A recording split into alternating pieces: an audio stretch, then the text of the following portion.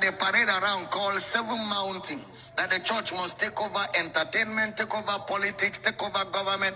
And that is why the confusion that happened during the election happened. That confusion exposed the church. All these false prophets that paraded themselves all over Nigeria. They started by saying Tinubu will not win. Then after they declared him winner, they now say he will not be sworn in. They now say on the day of swearing in, he will be arrested. And Obasanjo has prepared soldiers to take over government. Nonsense. Even their minds is corrupted. And that is why we keep saying, calm down, let's teach you Bible. You call us heretics. Let ignorance disgrace you before the world. Some churches fasted and prayed for Tinubu to die. The man is your commander-in-chief. Deal with that. That's how when Buhari entered office, a lot of Christians began to say he will die. They even said when he went to outside the country that he will not come back alive. Christians, churches, that he will die. The man did 8 good years and went home younger than when he became president, to show that the Lord is upright and there is no unrighteousness in him. God is not a killer.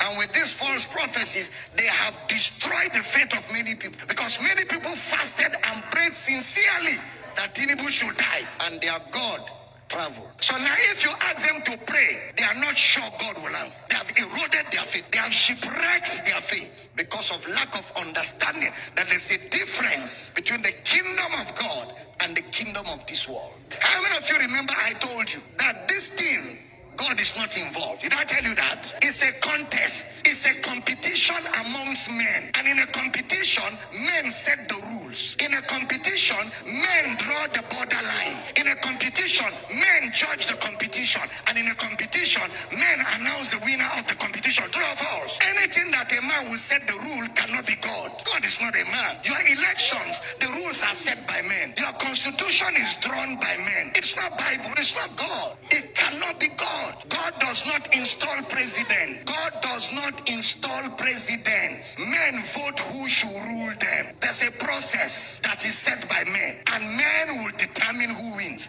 And men will announce. Didn't you go to school? It is called a democracy. What is a democracy in social studies? Government of the people, for the people, by the people. How did you bring God in?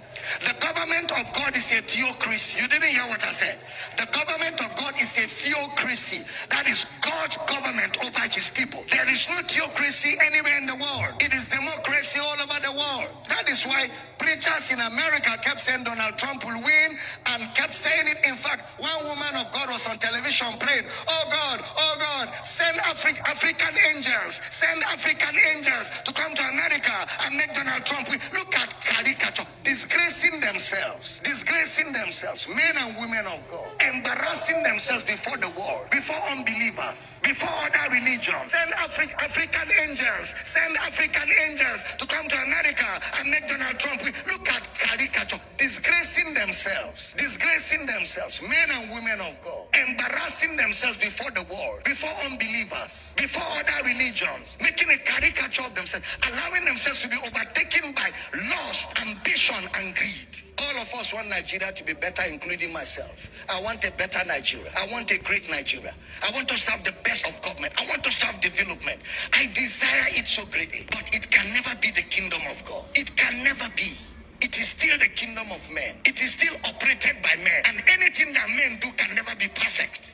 Anything that men are involved, anything that it is orchestrated by men, within the boundaries of men, it can never be perfect. Somebody even said that if Tinubu becomes president, we should amputate his leg. He said, amputate my leg. We're looking for him. Somebody even said he's a prophet. If Tinubu becomes president of Nigeria, there is no God in heaven. Look at that charlatan. That's a charlatan. That's what? A charlatan. Some churches, even pastors, stood on the pulpit and said, vote for this man. This man is the will of God. Let's fast and pray. How can a pastor be partisan? The pulpit is not a place for politics. The pulpit is a place, it is the pillar and the ground of the truth of the gospel. You don't use your pulpit except you don't know what the gospel is. And I don't blame them. Many of them don't know what the gospel is. They don't know what the gospel is.